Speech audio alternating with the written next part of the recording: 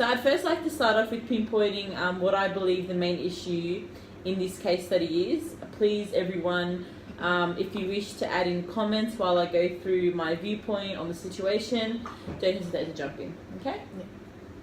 So in my opinion, the main issue in this case study is the presence of gender bias portrayed by Mr. W in the learning environment. Particular research that comes to my mind relevant to this case study is Sadke's research in 1994. The study regarding this educational defect states that gender bias is well and truly alive in classrooms today. However, it is actually silent and passive. The Sadke's research suggests that boys were far more likely to receive praise than girls when accomplishing positive outcomes in learning activities. However, girls were most likely to receive just an acknowledgement response from the teacher. This was the case with Mr. W and Samar. Although Mr. W did acknowledge Samar's achievement, he did it in a sexist and inappropriate manner. This ideology leads me to label Mr. W as an educator who failed to fulfill his duty of care and omitted his responsibility as a role model. Standard 7.1 from the Australian Professional Standards of Teaching, meets professional ethics and responsibilities, was clearly disobeyed in this situation. Part of the professional ethics and responsibility to treat all students equally is to treat all students equally and inclusively. Through the comment that Mr. W indifferently publicised to Samar, equality and inclusivity towards his new maths student was eradicated. As Sadke's research suggests, Mr. W would have reacted completely different if the student's gender was male by praising his student instead of portraying shock towards Samar's mathematical capabilities. Professional ethics and responsibilities further include an educator's obligation to create a safe, unintimidating and non-threatening learning environment. This is highlighted in the ATSL Standard for Create and Maintain a Supportive and Safe Learning Environment. It was Samar's first mathematical lesson, the first interaction with her new maths teacher. She was excited. The use of humorous gender bias accusations towards Samar will probably create the opposed learning environment in which teachers are trained to achieve. Branching off from this standard is 4.1, support students' participation. I believe Mr. W completely breached this principle when trying to acknowledge Samar's achievement. Samar may probably now feel less enthusiastic to engage in collaborative or individual mathematical activities because her competence has now been questioned after Mr. W's gender biased comment. So now instead of Samar receiving this supportive student participatory conduct, Mr. W may have now created a student who is less intrigued and eager to engage in his class. This is the consequence when Mr. W basically fails to abide by the principle 1.1F, communicating well and appropriately with students and the community from the Victorian Teaching Professional Code of Conduct, which in this particular workshop will be referred to as VTPCC. Yeah, I agree with you, Nazreen. I do think that he failed to create a supportive environment, but we need to understand that he is a funny teacher who probably believes that humour is the answer to create a positive atmosphere, maybe by making students laugh.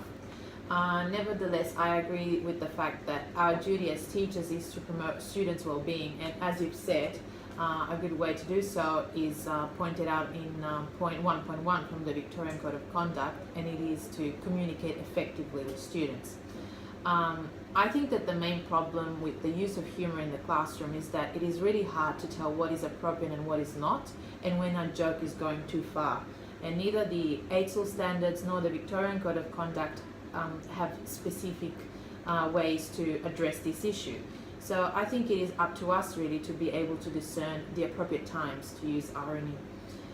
What I really want to make clear is that what we are condemning here is not the use of humour itself, but the way it is used and the context as well. There is actually a study by Woods from 1983, which actually focuses on the use of humor in the classroom as a great strategy to respond to and minimize the pressure that comes from all sorts of problems that students might have at school or from homework and, typically of the teenage years. So yes, we can and we should use humor. However, it cannot be acceptable when it is specifically targeting one person or group of people. And in this case, his joke was clearly pointing out at the fact that Samar is a girl, and you have already talked about the negative impacts that this comment could have. Humor is a great tool, but if it is used inappropriately, it can negatively impact the learning experience of the students. I know it sounds obvious, but no one should ever get the feeling that humor is used as an excuse to make fun of different genders or backgrounds. Of course, we know that this was not Mr. W's intention, but it is the impression that he could have given. So I think a good suggestion from him and teachers in general is that the best way to use humor is to keep it general and make sure that it does not cross the boundaries of common sense in order to avoid situations in which the positive relationship between the teacher and the student is damaged. At the end of the day, we do not know how students or parents could react to jokes, especially in the case of Samar, who is a new student who just moved from a different country and is not familiar with the humorous nature of the teacher. Yeah, I mean, I totally agree with that, but I think, like, political humour aside and his intention aside, when Mr. W said this comment, he failed to follow through the VTPCC Principle 2.1a, be a positive role model at school and in the community. I believe teachers are in a position where they should be setting good examples for future generations. Although this is a situation between Mr. W and Samar, it in fact can have wider implications on other students present in the class who actually heard the sexist comment. Yeah.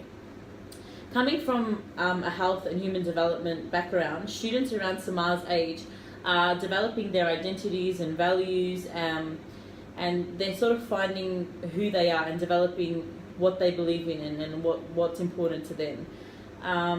So Mr. W is stimulating, distorted perceptions of gender roles within his classroom. He is providing students with the opportunity to inherit negative and false accusations related to gender.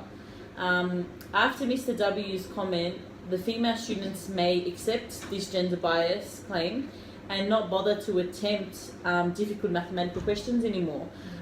Male students may move on from secondary schooling with this sexist outlook and belief, recycling Mr. W's gender unfairness in society. I totally agree, Naz, but I sort of have a different take on what I believe is the main issue here. So although Mr. W had intentions to acknowledge Samar's skills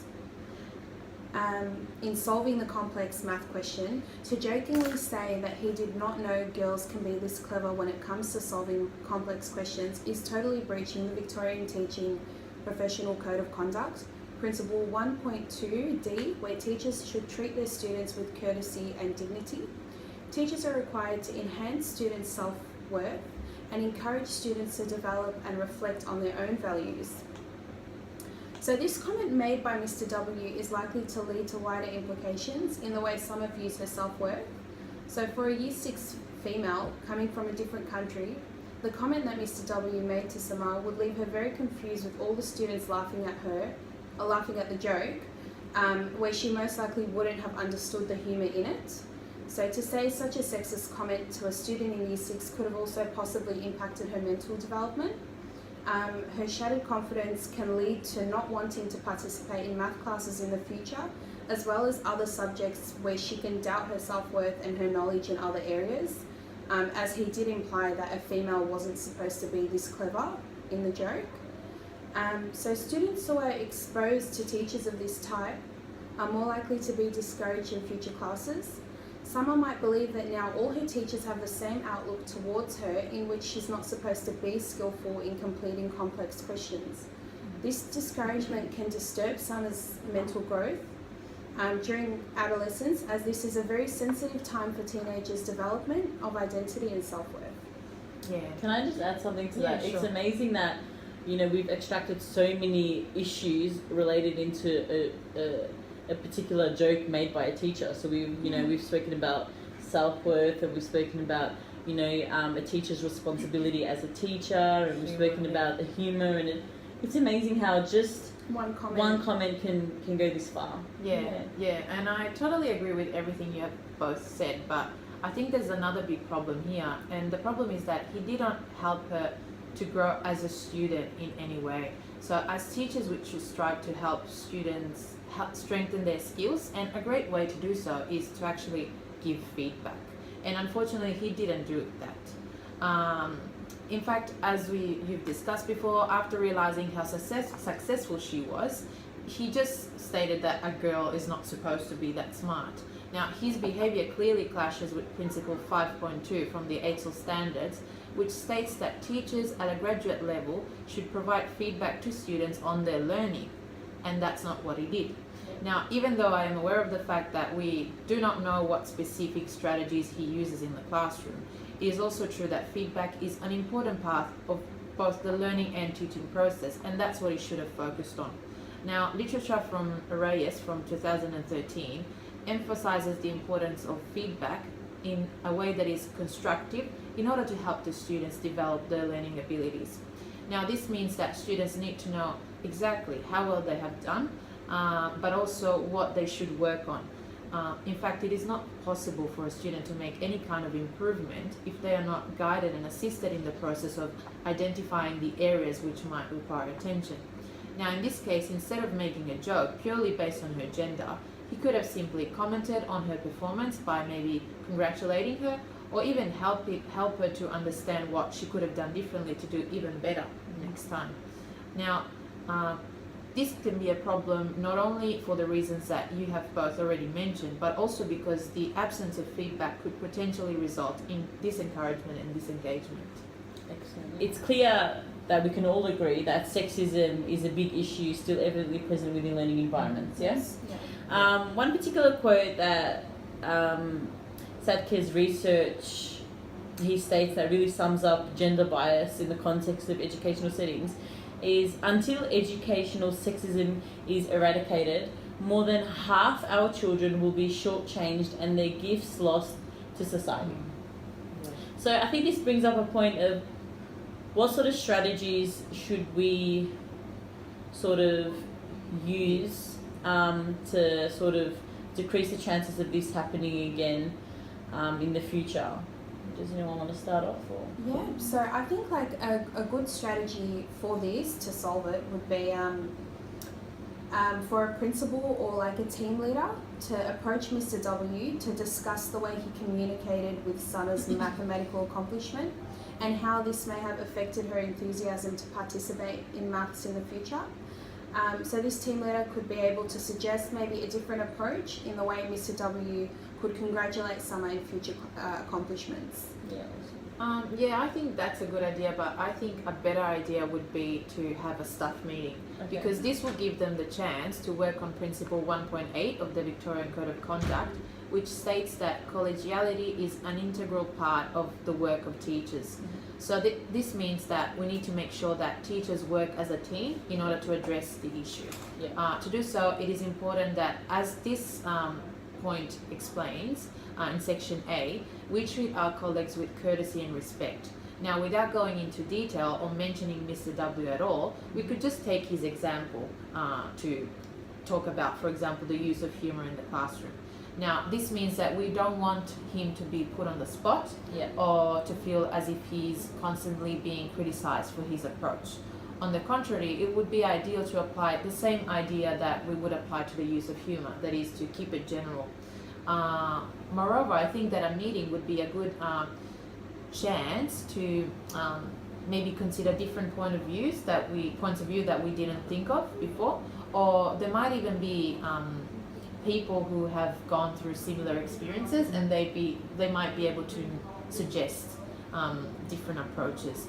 In the end, I think that what we need to remember is that the purpose of the meeting is not that of pointing out specifically faults and mistakes, but rather to provide support and avoid that similar situations arise again in the future. I think a better approach to solemnly speaking to Mr. W alone, as Joe has suggested, or addressing the issue in a staff meeting, as seems to be recommended. What about conducting a PD workshop for all teachers, addressing this issue through practical activities where teachers are able to explore the effects and wider implications of gender biased teaching behaviours? Yeah, that's right. So John, Evans, Burns and Campbell in year 2000 conducted a study where teachers were able to complete a similar exercise and found that gender bias was radically reduced in classrooms. So in this study, the PD or workshop teachers participated in provided teachers with accessibility to research on gender equality in classrooms. They participated in activities to reduce stereotypical thinking, and they did self-evaluation worksheets so they can determine where they sit on the gender bias spectrum. The study demonstrates that teachers who are made aware of their gender bias teaching behaviours and then are provided with strategies and resources to combat bias are better able to promote gender equality in the classrooms. I think this evidence-based approach would be the most effective way to avoid this issue recurring in the future. Specifically in terms of Samar, I think Mr. W ought to be encouraged to speak to her next class, explicitly explaining what he said was just a joke, and provide her with praise and confidence, justifying that she is just as capable as boys when it comes down to complex mathematical questions. So what do you think about that? Yeah, that sounds great. Yeah, I didn't think of that. I think that's a great idea. Yeah. That would be the best approach. Yeah. I think. Okay, so we agree on that approach? Yeah. Awesome.